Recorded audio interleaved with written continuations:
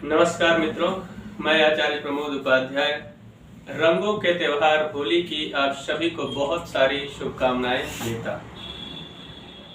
यूं ही हंसते और मुस्कुराते रहिए और जीवन में सदैव स्वस्थ रहिए और मस्त रहिए। मित्रों, होली का जो त्योहार है वह बड़े ही धूमधाम के साथ पूरे भारतवर्ष में मनाया जाता है।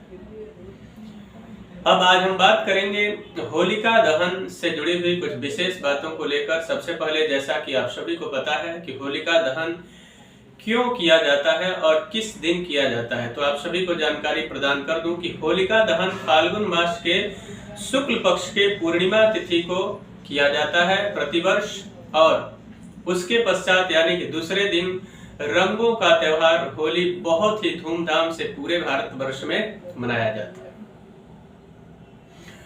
तो इस वर्ष होलिका दहन का जो शुभ मुहूर्त है उसके बारे में भी बात करेंगे।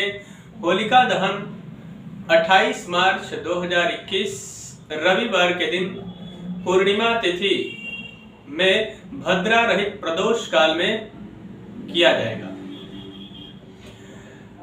होलिका दहन के दिन भद्रा का जो समय होगा वह दिन में 1:37 तक भद्रा रहेगा। उसके पश्चात भद्रा समाप्त हो जाएगा। फिर सायंकाल के समय प्रदोष काल प्रारंभ होगा, और प्रदोष काल जब प्रारंभ होगा तो उस समय रात्रि को 8:40 से लेकर, और भद्रा रहित पूर्णिमा जो तिथि है वह रात्रि 12:40 तक रहेगी। इसी बीच होलिका दहन किया जाएगा।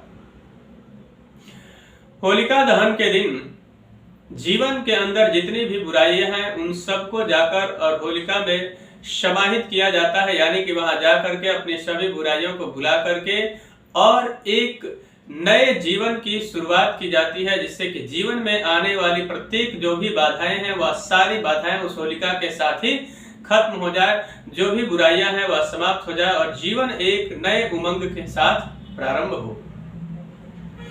होलिका दहन का यह जो महान पर्व है या होली का जो त्योहार है यह क्यों मनाया जाता है, जैसा कि आप सभी को पता है, दैत्यराज हिरण्यकश्यप जिनके पुत्र थे भक्त प्रहलाद, जिनको होलिका दहन से पूर्व यानी कि 8 दिन पहले जो होलाष्टक लगता है वहां से ही हिरण्यकश्यप ने यातनाओं को देना प्रारंभ किया, और उसका कथन था कि भगवान विष्णु की भक्ति आप छोड़ दो, मैं स्वयं भगवान हूं, मेरा ही नाम आप जपो।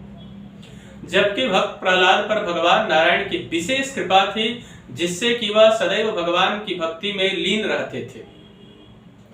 यह देखकर हिरण्यकश्यप को बड़ा ही नाराजगी हुआ और हिरण्यकश्यप ने यह सोचा क्यों न इसको समाप्त कर दिया जाए, और इसी बारे में विचार करते हुए हिरण्यकश्यप की जो बहन थी वह थी होलिका।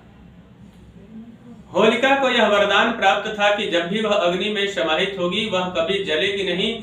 तो वही हिरण्यकश्यप ने विचार किया और अपने बहन होलिका से कहा कि यह जो मेरा पुत्र प्रहलाद है जो दिन रात भगवान विष्णु का नाम जपता रहता है, इसको होलिका में दहन कर दो।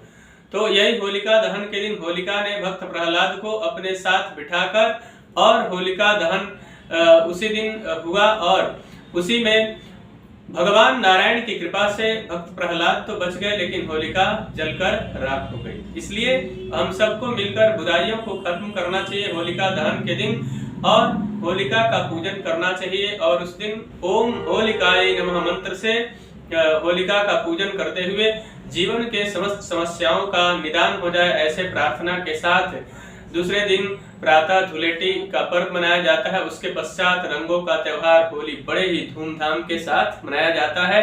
तो आप सभी इस पर्व को सही समय पर होलिका दहन के दिन होलाष्टक खत्म होगा और उसी दिन होलिका दहन करें, पूजन करें विधिवत, और अपने जीवन के समस्याओं से छुटकारा प्राप्त करें। मित्रों, मुझे आशा है कि मेरा यह कार्यक्रम आप सभी को पसंद आया होगा। मेरा एक निवेदन है कि अगर अभी तक हमारे चैनल को आपने सब्सक्राइब नहीं किया है तो कृपया चैनल को सब्सक्राइब करें, वीडियो को अधिक से अधिक लाइक और शेयर करें, बेल आइकन को दबाएं जिससे नई नई जानकारी आप तक पहुंचती रहे। तब तक के लिए इजाजत दीजिए।